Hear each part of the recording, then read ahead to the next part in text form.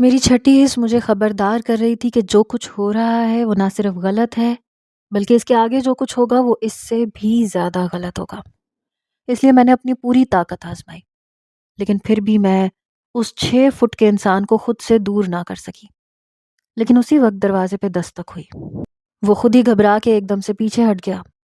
میں پریشانی کے عالم میں کبھی دروازے کی جانب دیکھتی، کبھی اس شخص کی جانب، اور پھر وہ بہت تیزی سے پچھلے دروازے سے واپس باہر کی جانب نکل گیا۔ میری سانسیں بے ترتیب ہو رہی تھیں۔ میں نے سوچا تھا کہ شور مچاؤں گی، دروازہ کھول کر اس کے بارے میں سب کو بتاؤں گی، لیکن میرے پاس یہ ثابت کرنے کو کچھ نہ تھا کہ وہ واقعی میرے کمرے میں آیا تھا۔ میں نے جیسے ہی دروازہ کھولا تو سامنے وجدان کھڑا تھا۔ وہ بہت ناراضگی سے میری جانب دیکھ رہا تھا۔ عائشہ، تمہیں کیا ہو گیا یار؟ جب سے واپس آیا ہوں دیکھ رہا ہوں کہ تم مجھے بہت زیادہ اگنور کر رہی ہو۔ اس سے پہلے تو کبھی اگر میں تمہیں بلاتا یا ناراض ہوتا تو تم فوراً میرے پیچھے پیچھے چلی آتی تھی، مگر آج تو تم میرے پیچھے بھی نہیں آئی۔ آخر ایسا کیا ہے اس کمرے میں جو باہر نکلنے کو راضی نہیں ہو؟ ناراضگی کے عالم میں ہی وجدان کمرے میں آ کر میرے بستر پر بیٹھ گیا۔ میں نے اس سے نظریں چرائیں، کہا کہ ایسی کوئی بات نہیں ہے، بس تھکن ہو گئی ہے۔ تمہیں بتایا بھی تھا، میں کپڑے چینج کر کے آتی ہوں پھر بات کرتے ہیں۔ اس بھاری لہنگے میں تو اب گھبراہٹ ہو رہی ہے مجھے۔ میں نے اپنی کمر کو دوپٹے کے پلو سے چھپا لیا تھا کیونکہ ڈوریاں کھل چکی تھیں۔ وہ تو شکر تھا کہ وجدان صحیح وقت پر آیا تھا اور اس بے غیرت انسان سے میری جان خلاصی ہوئی تھی۔ میں چینج کرنے کے لیے واش روم میں چلی گئی، لیکن جب میں واپس آئی تو وجدان کے چہرے پر انتہائی برہمی تھی۔ وہ بہت غصے کے عالم میں میری جانب دیکھ رہا تھا۔ میں نے مسکرا کے پوچھا کہ کیا ہوا ہے؟ کہنے لگا، مجھ سے پہلے اس کمرے میں کون تھا؟ میں نے انکار میں سر ہلا دیا۔ میں نے کہا کوئی بھی نہیں تھا۔ مجھ میں اتنی ہمت نہیں تھی کہ میں اسے زوریز کی موجودگی کے بارے میں بتا سکتی۔ وجدان نے ہاتھ آگے بڑھایا اور مٹھی کھول دی اور میرے اوسان خطا ہو گئے۔ اس کی مٹھی میں منگنی کی وہ انگوٹھی تھی جو زوریز کو ہماری طرف سے پہنائی گئی تھی۔ میرے اور اس کے درمیان جو زور آزمائی ہوئی تھی اس کے دوران شاید وہ ڈھیلی انگوٹھی اس کی انگلی سے نکل کر گر گئی تھی اور وہ میرے بستر پر رہ گئی تھی۔ یہ زوریز کی منگنی کی انگوٹھی ہے نا؟ مجھے اچھی طرح یاد ہے، تقریب میں یہ اس کی انگلی میں تھی۔ کہ تمہارے بستر پر کیا کر رہی ہے؟ وجدان کی آنکھوں میں جو سوال تھے انہوں نے مجھے بالکل گم کر دیا تھا۔ میں بس خاموشی سے اسے دیکھتی چلی گئی اور پھر وہ پلٹ کر پچھلے دروازے کی جانب دیکھنے لگا جو کھلا ہوا تھا۔ زوریز دروازہ کھول کر گیا تھا اور میں جلد بازی میں اسے بند نہیں کر سکتی تھی۔ وجدان تیز تیز قدم اٹھاتا گیلری میں گیا، لیکن اس جانب کوئی بھی نہیں تھا۔ وہ واپس اندر آیا، میرے بالکل قریب آ گیا۔ عائشہ، مجھے سچ سچ بتاؤ، یہاں زوریز آیا تھا؟ کیا وہ تم سے ملنے آیا تھا؟ میرا سانس میرے سینے میں ہی اٹک گیا۔ پھر میں نے تیزی سے خود پر قابو پایا، دھیمے سے مسکرائی۔ میں نے کہا نہیں، وہ مجھ سے ملنے نہیں آیا تھا، وہ ہمنا کے لیے آیا تھا۔ اسے صحیح کمرہ سمجھ میں نہیں آیا تھا تو وہ غلطی سے یہاں آ گیا۔ پھر میں نے اسے بتا دیا تھا کہ ہمنا کا کمرہ برابر والا ہے تو وہ چلا گیا۔ شاید اس دوران اس کی انگوٹھی یہاں گر گئی ہوگی۔ میں نے یہ بات تمہیں اس لیے نہیں بتائی کہ کہیں تم یہ سن کے ناراض نہ ہو جاؤ کہ زوریز چوری چھپے ہمنا سے ملنے کے لیے آیا ہے۔ میں نے اپنے طور پر پورا قصہ سنا دیا تھا۔ میری بات سن کر وجدان کے چہرے کے تنے ہوئے تاثرات ڈھیلے پڑے۔ پھر وہ آہستگی سے کہنے لگا، پہلے ہی بہت کچھ ہو چکا ہے، ہمنا بہت ڈسٹرب ہے۔ اماں نے مجھے بتایا تھا کہ میرے پیچھے کیا ہوا ہے۔ بہتر ہے کہ تم زوریز اور ہمنا سے دور رہو۔ میں ہمنا کی بارات کے اگلے دن ہی ہمارے رشتے کی بات کروں گا۔ اس نے آہستگی سے میرے بالوں کو چھیڑا تھا، پھر محبت سے مجھے دیکھنے لگا۔ اس کی آنکھوں میں محبت کی خماری جھلک رہی تھی۔ وہ مجھے ہاتھ پکڑ کر گیلری میں لے آیا۔ 14ویں کا چاند پوری طرح چمک رہا تھا۔ وجدان نے مجھے دیوار کے ساتھ لگا دیا، خود بھی میرے قریب کھڑا ہو گیا۔ دونوں ہاتھ دیوار کے ساتھ ٹکا دیے اور میں اس کی بازوؤں کے حصار میں تھی۔ اس کی نگاہیں میرے وجود پر جمی تھیں۔ وجدان، تم سچ میں مجھ سے محبت کرتے ہو نا؟ میں نے آہستگی سے اس کے شانے پر سر ٹکاتے ہوئے پوچھا تھا۔ تمہیں شک ہے میری محبت پہ؟ وجدان مسکرایا تھا۔ مجھے شک تو نہیں ہے لیکن خوف آتا ہے۔ کہیں کوئی ہمارے درمیان نہ آ جائے۔ مجھے بے اعتباری سے خوف آتا ہے۔ تم کبھی مجھ سے بے اعتبار نہ ہونا۔ وجدان نے مجھے بازو سے پکڑ کے اپنے اور بھی قریب کیا۔ میں تم سے کبھی بے اعتبار نہیں ہوں گا، لیکن تم کبھی بھی ایسا کچھ نہ کرنا جس سے میرے بھروسے کو ٹھیس پہنچے۔ میں محبت سے کہیں زیادہ تمہاری عزت کرتا ہوں، تم پر اعتبار کرتا ہوں۔ کبھی میرے اعتبار کو نہ توڑنا۔ وجدان میری آنکھوں میں آنکھیں ڈالے اپنی محبت کا اظہار بھی کر رہا تھا اور مجھے میرے حدود بھی سمجھا رہا تھا۔ میرا دل چاہا میں اس پل بھر میں اسے سب کچھ بتا دوں۔ پھر میں نے ہمت کی، وجدان مجھے تم سے کچھ ضروری بات کرنی ہے۔ تمہیں ہی تو سن رہا ہوں جانے من، بولو کیا ہوا ہے؟ وجدان وہ زوریز اور ہمنا، یار اب ان دونوں کا ذکر نہ کرو۔ مجھے لگا تھا تم ہماری کوئی بات کرو گی، مجھے بتاؤ گی کہ میرے بغیر تم کتنی اداس تھیں، کتنی بے قرار تھیں۔ میں جب سے یہاں آیا ہوں تب سے تم نے ایک بار بھی مجھ سے ہماری بات نہیں کی۔ تمہیں ہو کیا گیا ہے عائشہ؟ ہر وقت تمہارے دماغ پر ہمنا اور زوریز کیوں سوار رہتے ہیں؟ وجدان بات سن لو میری، ضروری بات ہے۔ اچھا بولو کیا ہوا ہے؟ وجدان نے اپنے دونوں بازو میرے کندھوں پر ٹکائے اور جھک کر میرے بالکل نزدیک آ گیا۔ لیکن اس سے پہلے کہ میں کچھ کہتی، ہمنا کے کمرے کا دروازہ کھلا اور زوریز ہمنا کے کمرے سے نکلا۔ ہم دونوں کو اتنا قریب دیکھ کر وہ ایک دم چونک گیا۔ وجدان بھی شرمندہ سا ہو کے پیچھے ہٹا۔ زوریز ہمارے قریب آ گیا اور میرا دل دھڑکنا بھول گیا۔ خوف آ رہا تھا کہ نہ جانے وہ وجدان کے سامنے کیا کچھ کہہ دے۔ اس کی نگاہیں مجھ پر جمی ہوئی تھی۔ پھر اس نے وجدان کو سلام کیا۔ اس کے پیچھے ہی ہمنا بھی تھی۔ بھائی کو سامنے دیکھ کر وہ کچھ پزل سی ہو گئی، لیکن وجدان نے کچھ بھی نہ کہا۔ سوری وجدان، آپ کو شاید مجھے یہاں دیکھ کر برا لگے، لیکن میں بس ہمنا سے ملنا چاہتا تھا۔ ایک آخری بار جاننا چاہتا تھا کہ وہ اس شادی پر خوش تو ہے نا۔ زوریز نے مسکراتے ہوئے ہمنا کی جانب دیکھا تھا، جس کے چہرے پر ایک مسکراہٹ تھی۔ محبت کے سارے رنگ اس کے چہرے پر کھلے کھلے نظر آ رہے تھے۔ وجدان نے بنا کچھ کہے اپنی مٹھی آگے بڑھائی جس میں ابھی بھی وہ انگوٹھی تھی۔ زوریز ایک لمحے کے لیے چونکا تھا۔ وجدان مسکراتے ہوئے کہنے لگا، ہمنا کی تلاش میں آپ غلطی سے عائشہ کے پاس چلے گئے تھے، انگوٹھی بھی اسی کے کمرے سے ملی۔ زوریز کے چہرے پر طنزیہ مسکراہٹ آئی۔ وہ میری جانب دیکھنے لگا۔ ہمنا چونک کے پوچھنے لگی، زوریز آپ غلطی سے عائشہ کے کمرے میں چلے گئے تھے؟ زوریز مسکرا کے کہنے لگا، ہاں، میں نے غلطی سے عائشہ کے کمرے کا دروازہ نوک کر دیا تھا۔ انہوں نے دروازہ کھولا تو مجھے اندر ہی بلا لیا۔ کہنے لگی پہلے سالی کے ساتھ باتیں کر لیں، پھر ہونے والی دلہن کے پاس بھی چلے جائیے گا۔ تو پھر میں کچھ دیر عائشہ سے بات کر کے پھر تمہارے پاس آیا تھا۔ زوریز کی بات پر میں ہکا بکا رہ گئی۔ اس نے تو مجھے ہی چور بنا دیا تھا۔ ہمنا کے چہرے کے تاثرات بدلے۔ اس نے ناراضگی سے مجھے دیکھا اور پھر وہ اپنے کمرے میں چلی گئی۔ زوریز واپس لوٹ گیا۔ وجدان آہستگی سے کہنے لگا، رات بہت ہو گئی ہے، آرام کرو، کل بارات ہے، بہت کام ہے۔ میرے بالوں کو اپنی انگلیوں سے کانوں کے پیچھے کرتا ہوا وہ واپس اپنے کمرے میں چلا گیا اور میں بالکل سن سی ہو کر بستر پر آ بیٹھی۔ یہ شادی ہو جاتی تو شاید میرے دل کو سکون آ جاتا، لیکن کیا گارنٹی تھی کہ شادی کے بعد زوریز بدل جاتا۔ اگلا سارا دن بہت زیادہ مصروف گزرا۔ تیاریوں میں وقت کا پتہ ہی نہیں چلا۔ میں پوری طرح سج سنور کر آئینے کے سامنے کھڑی تھی۔ یہ ساری تیاری میں نے وجدان کے لیے کی تھی۔ یہ لباس بھی اسی کی پسند کا تھا، زیورات بھی۔ اس نے کہا تھا کہ وہ آج رات کو ہمارے رشتے کی بات کرے گا اور میں اپنی آنکھوں میں اس کے خواب سجا رہی تھی۔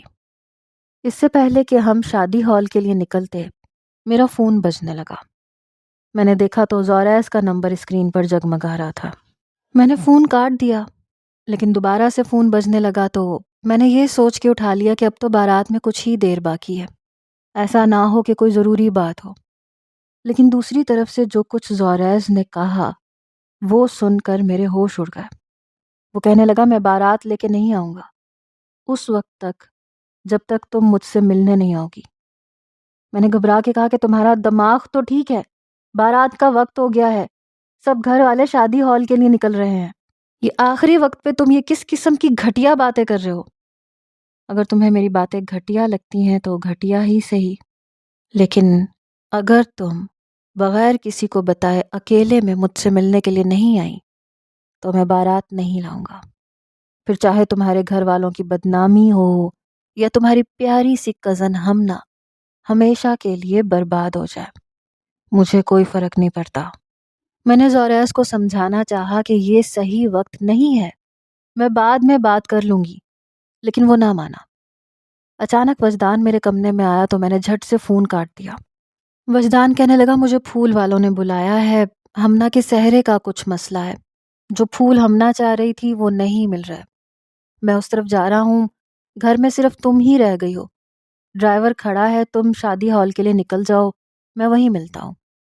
وجدان تیزی سے باہر کی جانب جانے لگا تو میں نے اسے فوراً سے آواز دی۔ وہ پلٹ کر میری جانب دیکھنے لگا۔ میں نے وجدان سے کہا وجدان وہ زوریس، مجھے سمجھ نہیں آیا کہ اسے کیسے زوریس کے بارے میں بتاؤں۔ یار عائشہ اس وقت کوئی بات نہ کرو، دیر ہو رہی ہے، جو بھی بات ہے ہم شادی ہال میں کرتے ہیں۔ وہ بہت جلدی میں تھا، اس کے فون پر بار بار کال آ رہی تھی، وہ تیزی سے سیڑھیاں اترتے ہوئے چلا گیا۔ میں نے سارے گھر کا چکر لگایا، سبھی لوگ نکل چکے تھے، مجھے وجدان کے ساتھ جانا تھا، وہ مجھے ڈرائیور کے حوالے کر کے چلا گیا۔ میں گھر لاک کرتے ہوئے جا کے گاڑی میں بیٹھی تو زوریس کا فون دوبارہ آنے لگا۔ میں آخری بار پوچھ رہا ہوں، تم مجھ سے ملنے کے لیے آ رہی ہو یا نہیں؟ کہاں آنا ہے؟ میں نے تنگ آ کے پوچھا۔ کہیں نہیں، میرے گھر آنا ہے، مجھے تم سے بہت ضروری بات کرنی ہے۔ زوریس کی بات سن کر میں چونکی۔ تمہارے گھر؟ وہاں تو بہت مہمان ہوں گے، بارات نکلنے والی ہوگی، میں وہاں کیسے آ سکتی ہوں؟ نہیں، ہمارے گھر کوئی مہمان نہیں ہے، ماما پارلر میں ہیں اور بابا وہیں سے انہیں پک کر کے ہال جائیں گے، باقی مہمان سب اپنے گھروں سے آئیں گے، میں اپنے گھر میں تنہا ہوں، تم بے فکر ہو کے آ جاؤ۔ میں سوچ میں پڑ گئی کہ کیا کروں۔ اتنا تو میں جان گئی تھی کہ زوریس اپنی ضد کا پکا ہے، اگر میں اس سے ملنے نہ گئی تو وہ واقعی بارات نہیں لے کر آئے گا۔ میں نے ڈرائیور سے کہا اور گاڑی کا رخ زوریس کے گھر کی جانب کر لیا۔ میرا دل تیزی سے دھڑک رہا تھا، سمجھ نہیں آ رہا تھا اب اس بارے میں کس سے بات کروں، کسے بتاؤں۔ جو کچھ میں کر رہی تھی وہ صحیح تھا یا غلط، مجھے اس کا بھی احساس نہیں تھا۔ کچھ ہی دیر بعد میں زوریس کے گھر پہنچ چکی تھی، چاروں طرف سناٹا تھا، لگتا ہی نہیں تھا کہ شادی والا گھر ہے۔ میں پریشانی کے عالم میں یہاں وہاں دیکھتے گھر کے اندر داخل ہوئی تو سامنے مجھے ایک ملازم نظر آیا۔ وہ کہنے لگا صاحب کمرے میں آپ کا انتظار کر رہے ہیں۔ میں زوریس کے بیڈ روم میں پہنچ گئی جو پوری طرح پھولوں سے سجا ہوا تھا، ہمنا کے استقبال کی پوری تیاری تھی۔ مجھے دیکھ کر زوریس کے چہرے پر مسکراہٹ آ گئی، وہ سر سے پاؤں تک مجھے دیکھنے لگا۔ واقعی بہت حسین لگ رہی ہیں آپ، اس کے منہ سے بے ساختہ جملہ نکلا اور میں نے نفرت سے اس کی جانب دیکھا تھا۔ کیا چاہتے ہو تم؟ کیوں مجھے اس قدر پریشان کر رہے ہو؟ بارات کا وقت ہو چکا ہے، تمہیں ہال میں ہونا چاہیے تھا۔ ارادہ تو میرا بھی یہی تھا، لیکن کل رات تمہیں وجدان کی باہوں میں دیکھا تو میرا دل سلگ اٹھا۔ میری خوبصورت اور قیمتی محبت کو ٹھکرا کر تم پتھر سے سر کیوں ٹکرا رہی ہو؟ وہ تمہیں کچھ بھی نہیں دے سکتا، نہ اچھی زندگی اور نہ محبت۔ میری فکر نہ کرو زوریس، تم اپنے اور ہمنا کے مستقبل کے بارے میں سوچو۔ مجھے ہال جانا ہے، تمہارے بلانے پر میں یہاں آ گئی، لیکن اب میں تم سے التجا کرتی ہوں کہ بارات لے کے جاؤ۔ میرے ماں باپ اور تایا تائی کی عزت کا سوال ہے، ہمنا دلہن بن کے بیٹھی ہوئی ہے۔ میری بات سن کر وہ آہستگی سے میرے نزدیک آ گیا، مجھے کمر سے پکڑتے ہوئے اس نے اپنے قریب کھینچا۔ یہ کیا بدتمیزی ہے؟ تمہیں کیوں سمجھ میں نہیں آتا کہ میرا اور تمہارا رشتہ کیا ہے؟ میں نے اسے دھکا دے کر خود سے دور کرنا چاہا، لیکن اس نے مجھے بستر پہ گرا دیا۔ گلاب کی پتیوں کے درمیان میں سانس روک کے اس شخص کو دیکھ رہی تھی جو اپنی آنکھوں میں آگ لیے میرے سامنے کھڑا تھا۔ تم یہ سب کیوں کر رہے ہو؟ تمہیں یہ کر کے کچھ بھی حاصل نہیں ہوگا، میں کبھی تمہاری نہیں ہو سکتی، میں وجدان سے محبت کرتی ہوں اور میں بس اسی کی ہوں۔ میں ہمنا کو سب کچھ سچ سچ بتا دوں گی، اور میں وجدان کو بھی بتا دوں گی کہ سچ کیا ہے۔ تم مجھ سے محبت کرتے ہو اور مجھے پانے کے لیے تم کچھ بھی کر سکتے ہو، میں ان دونوں کو بتا دوں گی۔ تم ہمنا سے شادی کرنا ہی نہیں چاہتے، تم اول روز سے میری محبت میں گرفتار تھے۔ مسکراتے ہوئے وہ میرے قریب بیٹھ گیا۔ اور کیا کہو گی وجدان سے؟ تم یہاں کیوں آئی ہو؟ میرے کمرے میں تمہارا کیا کام ہے؟ میں پھٹی پھٹی نگاہوں سے زوریس کو دیکھنے لگی۔ کیا کہنا چاہتے ہو تم؟ میں یہاں کسی کو بتا کر نہیں آئی ہوں اور نہ ہی جا کے کچھ بتاؤں گی۔ تم بارات لے کے جاؤ۔ میں تیزی سے اٹھی اور واپس باہر کی جانب نکلنے لگی۔ جبھی زوریس نے مجھے پیچھے سے پکڑ کے کھینچا، میں اس کے سینے سے جا لگی۔ مسکراتے ہوئے اس نے ایک لمحے میں میری اور اپنی تصویر کھینچی تھی۔ آج کے رات کے کچھ خوبصورت لمحات ہی مجھے دے جاؤ۔ اس نے میری گردن پر اپنے لب جمائے تھے۔ میں اندر تک دہک اٹھی۔ میں نے اسے زور سے دھکا مارا اور وہاں سے باہر نکلتی چلی گئی۔ شادی ہال پہنچ کر مجھے سکون کا سانس آیا تھا۔ مجھے یقین تھا کہ اب وہ شخص بارات لے کے آئے گا، اور کچھ ہی دیر بعد ڈھول باجوں کے ساتھ وہ بارات لے بھی آیا تھا۔ ساری تقریب میں کونے میں بیٹھی رہی۔ وجدان کئی بار میرے پاس آیا، لیکن میں نے طبیعت خرابی کا بہانہ بنا دیا۔ یہاں تک کہ ہمنا اور زوریس کی شادی ہو گئی۔ ہمنا رخصت ہو کر گئی اور میرے دل کو قرار آ گیا۔ گھر پہنچ کر وجدان نے سب کے سامنے میرے اور اپنے رشتے کی بات چھیڑ دی۔ گھر والے بہت خوش تھے۔ تایا جان نے تو فوراً ہی مجھے اٹھ کر گلے سے لگایا، بابا سے کہا کہ اب عائشہ ہماری بیٹی ہے۔ میرے چہرے پر مسکراہٹ بکھر گئی۔ میں خوش تھی کہ زوریس کا چیپٹر ہمیشہ کے لیے کلوز ہونے جا رہا ہے، لیکن یہی میری سب سے بڑی غلط فہمی تھی۔ اگلی صبح جب ہمنا واپس گھر آئی تو اس کے چہرے پر زلزلے کے تاثرات تھے۔ ہم سبھی ڈائننگ ٹیبل پہ بیٹھے تھے جب اس نے اپنا موبائل فون اٹھا کے ٹیبل پہ رکھا اور میری آواز اس کے فون پر گونجنی شروع ہوئی۔ میں ہمنا کو سب کچھ سچ سچ بتا دوں گی، میں وجدان کو بھی بتا دوں گی کہ سچ کیا ہے۔ تم مجھ سے محبت کرتے ہو اور مجھے پانے کے لیے کچھ بھی کر سکتے ہو۔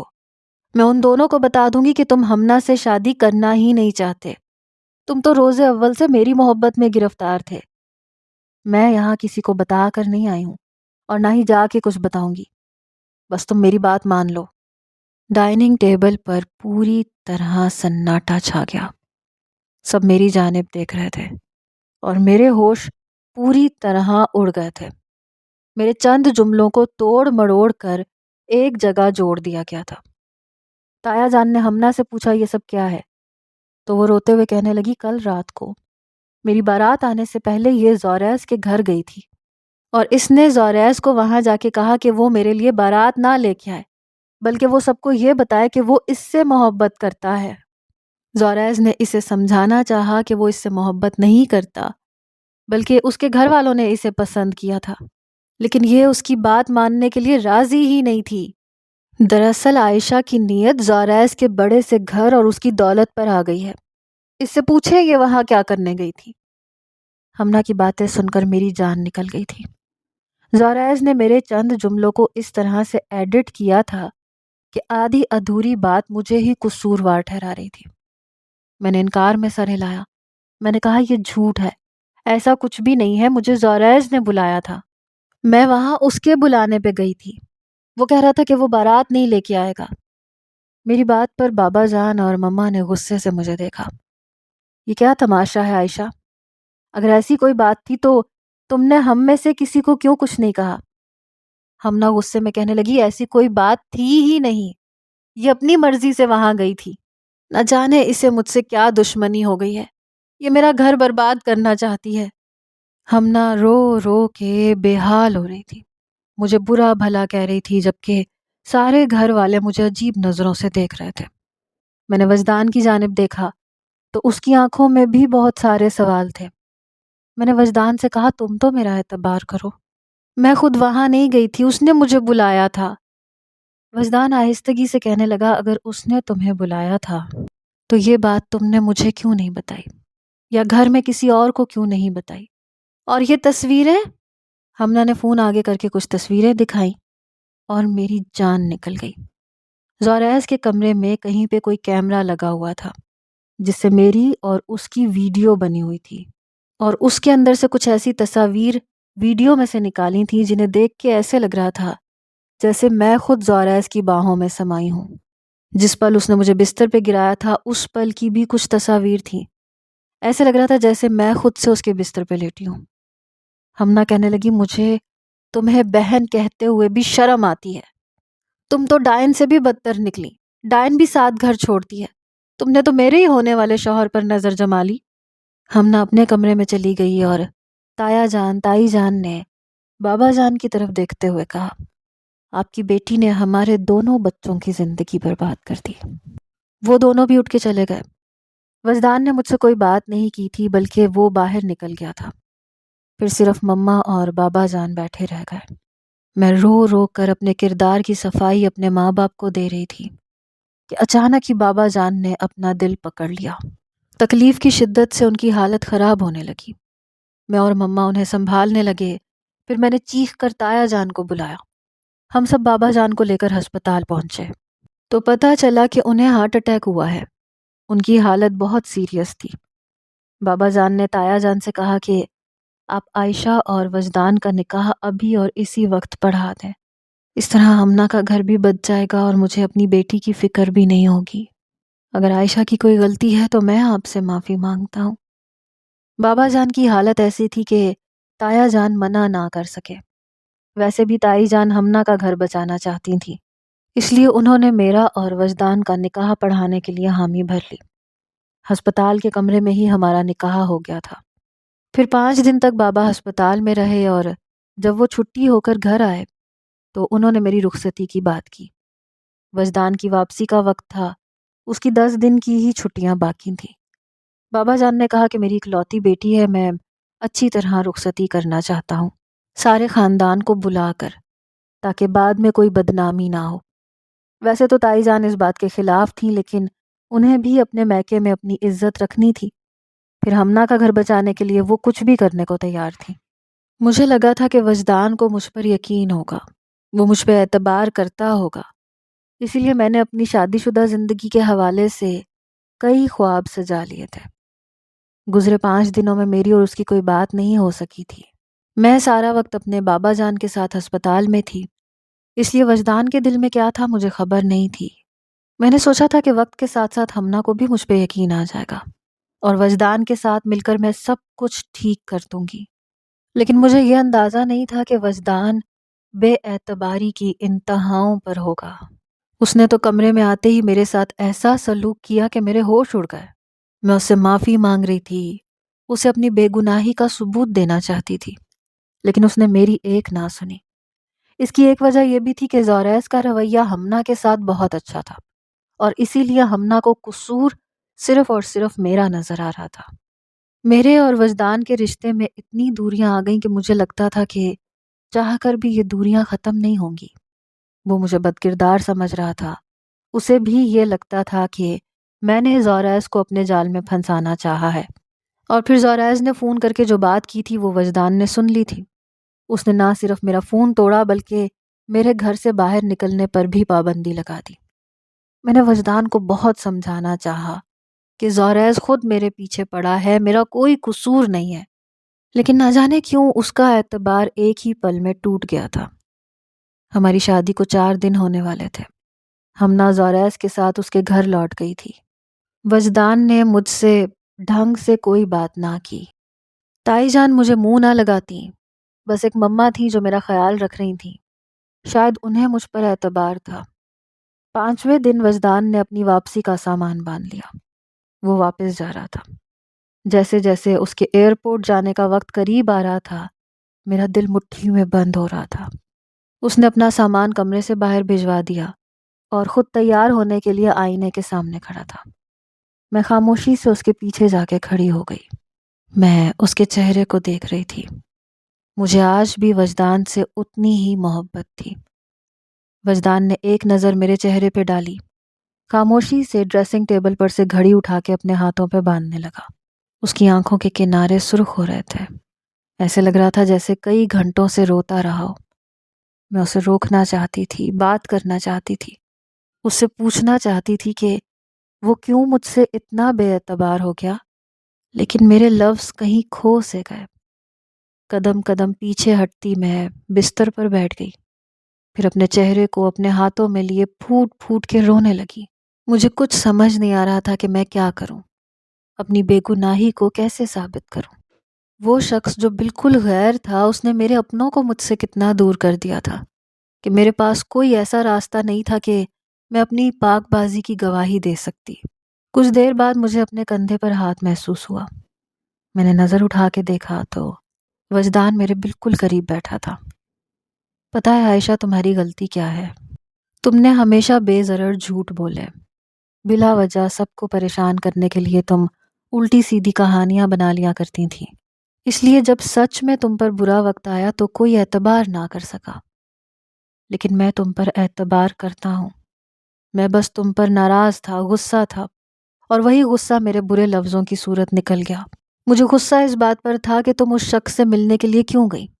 اگر وہ تمہارے ساتھ کچھ برا کر دیتا تو کاش مجھے پہلے اندازہ ہو جاتا کہ وہ کس قدر برا انسان ہے، تو میں کبھی اپنی بہن کے ساتھ اس کی شادی نہ کرتا۔ جس دن اس کی انگوٹھی مجھے تمہارے بستر پر ملی تھی، اسی دن میں کچھ کھٹک سا گیا تھا۔ لیکن پھر مجھے لگا کہ واقعی وہ ہمنا سے ملنے کے لیے آیا ہوگا۔ لیکن جو کچھ بارات والے دن ہوا وہ تمہیں چھپانا نہیں چاہیے تھا۔ تمہیں اس سے ملنے کے لیے اس کے پاس نہیں جانا چاہیے تھا۔ تم شادی حال جاتی، گھر والوں کو سب کچھ بتاتی تو اس کی حقیقت خود ہی کھل جاتی، لیکن تمہاری عزت یوں برباد نہ ہوتی۔ وجدان سر جھکائے بیٹھا تھا اور میں بس اس کی جانب دیکھ رہی تھی۔ کیا تم مجھ پہ اعتبار کرتے ہو؟ اگر اعتبار نہ کرتا تو کبھی تم سے شادی نہ کرتا۔ کوئی بھی مرد کسی بد کردار عورت کو اپنے نکاح میں نہیں لیتا۔ میں جانتا ہوں تم پاکیزہ ہو، لیکن تمہاری غلطیوں کو سدھارنے کے لیے، تمہیں جھوٹ سے دور کرنے کے لیے مجھے تمہارے ساتھ ایسا رویہ رکھنا پڑا۔ میں اپنے دل کے ہاتھوں بھی مجبور تھا جس میں غصہ بھرا ہوا تھا۔ پتہ ہے تمہاری اس بے وقوفی کی وجہ سے تمہاری عزت پہ داغ لگ سکتا تھا، اور ہمنا کی زندگی بھی خراب ہوئی ہے۔ اس کی بارات نہ آتی تو اچھا تھا، وہ ساری زندگی ہماری دہلیز پہ بیٹھی رہ جاتی تو اچھا تھا، لیکن کم از کم اسے زوریز جیسے شخص کا ساتھ نہ ملتا۔ ہمنا کی آنکھوں پر زوریز کی محبت کی پٹی بن گئی ہے، اس لیے وہ اس کا سچ نہیں دیکھ پا رہی۔ لیکن تم نے تو اس کا سچ جان لیا تھا نا۔ تمہیں چاہیے تھا کہ صحیح طریقے سے مجھے ایک ہی بار سب کچھ بتا دیتی۔ خفا تو میں اپنی ماں سے بھی ہوں جنہوں نے تمہاری ہر بات کو نظر انداز کیا، اور ایسا کر کے انہوں نے ہمنا کی زندگی کو مشکل میں ڈال دیا ہے۔ وجدان نے آہستگی سے مجھے اپنے سینے سے لگایا۔ میں واپس جا رہا ہوں ہمنا، لیکن میں نے تمہارے سارے کاغذات تیار کروا دیے ہیں۔ وہاں جا کے میں تمہارا ویزا بھیج دوں گا، تم میرے پاس چلی آنا۔ میں اب تمہیں یہاں نہیں چھوڑ سکتا، مجھے زوریز پر اعتبار نہیں ہے۔ وجدان کی بات سن کر میں حیرت زدہ رہ گئی۔ مجھے تو لگا تھا کہ اسے مجھ پر اعتبار نہیں ہوگا، لیکن وہ مجھ سے صرف ناراض تھا۔ اس نے مجھے اپنے قریب کر لیا، مجھ سے معافی بھی مانگ رہا تھا اپنے سخت رویے کی۔ میں نے اسے معاف کر دیا تھا، کیونکہ کہیں نہ کہیں غلطی واقعی میری تھی۔ 1 مہینے کے اندر اندر وجدان نے مجھے اپنے پاس بلا لیا تھا۔ اس 1 مہینے میں نے پوری طرح خود کو کمرے میں بند رکھا تھا۔ نہ میرے پاس موبائل فون تھا، نہ میں کہیں باہر گئی۔ وجدان نے مجھ پہ یہ پابندی لگائی تھی کیونکہ وہ چاہتا تھا کہ کسی بھی طرح زوریز دوبارہ میری عزت پر حملہ نہ کرے۔ وہ اس دوران کئی بار ہمارے گھر آیا، لیکن میں نہ اپنے کمرے سے نکلی، نہ میری اس سے کوئی بات ہوئی۔ مہینے بعد میں وجدان کے پاس پہنچ گئی تھی۔ ہم دونوں نے اپنی ایک نئی زندگی کی شروعات ایک نئے دیس میں کی تھی۔ وجدان کے کہنے پر میں نے ماضی کی ہر بات کو بھلا دیا تھا، لیکن ہماری شادی کو 3 مہینے گزرے تھے جب پتہ چلا کہ زوریز نے ہمنا کو طلاق دے دی۔ یہ خبر ہمارے لیے قیامت سے کم نہیں تھی۔ دراصل زوریز ایک نفسیاتی مریض تھا جو بہت ہی زیادہ جنونی تھا۔ جس چیز کو لے کر وہ پاگل ہو جاتا تھا، اس چیز کو پانے کے لیے کسی بھی حد تک چلا جاتا تھا۔ اسے ہمنا میں کوئی دلچسپی نہیں تھی، اس لیے کچھ ہی دنوں کے بعد اس نے ہمنا کے ساتھ مار پیٹ کا سلسلہ شروع کر دیا تھا، اور ہمنا کے سامنے اس بات کو بھی قبول کر لیا تھا کہ جو کچھ میں نے کہا تھا وہ سچ تھا۔ وہ خود میرے پیچھے پڑا تھا، اور یہ سب سن کر ہمنا کے ہوش اڑ گئے تھے۔ اس نے ہمنا کو طلاق دے کر گھر بھیج دیا تھا۔ ہمنا نے مجھے فون کر کے مجھ سے معافی مانگی، بہت روئی تھی، میں نے اسے معاف کر دیا تھا۔ وہ اپنی سادگی اور اپنی محبت میں مار کھا گئی تھی۔ اس سے زیادہ اس کی سزا اور کیا ہو سکتی تھی کہ اس نے جس شخص سے محبت کی وہ اسے بیچ راستے میں چھوڑ کے چلا گیا۔ تائی جان کو بھی اپنے کیے پہ بہت افسوس تھا۔ میری پاکیزگی اور پاک دامنی وقت کے ساتھ خود ہی ثابت ہو گئی تھی۔ میں اس بات کو لے کر خدا کی بہت شکر گزار تھی۔ میں دعا کرتی ہوں کہ ہمنا کو ایک اچھا اور سچا جیون ساتھی ملے، کیونکہ جو کچھ اس کے ساتھ ہوا وہ یہ سب ڈیزرو نہیں کرتی تھی۔ البتہ میں اتنا بھی جان گئی تھی کہ ہمیں بے ضرر جھوٹ بھی نہیں بولنے چاہیے۔ کبھی کبھی ہماری چھوٹی چھوٹی غلطیاں ہماری زندگی پر بہت بھاری پڑتی ہیں۔ کاش میں نے ساری زندگی جھوٹ کا سہارا نہ لیا ہوتا، تو میرے آخری سچ پر میرے گھر والوں کو جھوٹ کا گمان نہ ہوتا۔ کاش کہ ہم نہ ایک انجان شخص کی محبت پر اس قدر اعتبار نہ کرتی، تو آج اس کی زندگی ایسے برباد نہ ہوتی۔ میں اور وجدان ایک ساتھ خوش ہیں، لیکن کبھی کبھی میں سوچتی ہوں کہ اگر وجدان مجھ پر اعتبار نہ کرتا، اگر وہ مجھے نہ اپناتا، تو میرے ساتھ کیا ہوتا؟ کیا آپ نے کبھی زوریز جیسا انسان دیکھا ہے جو اپنے جنون اور نفسیاتی پن میں ہر حد پار کر جائے؟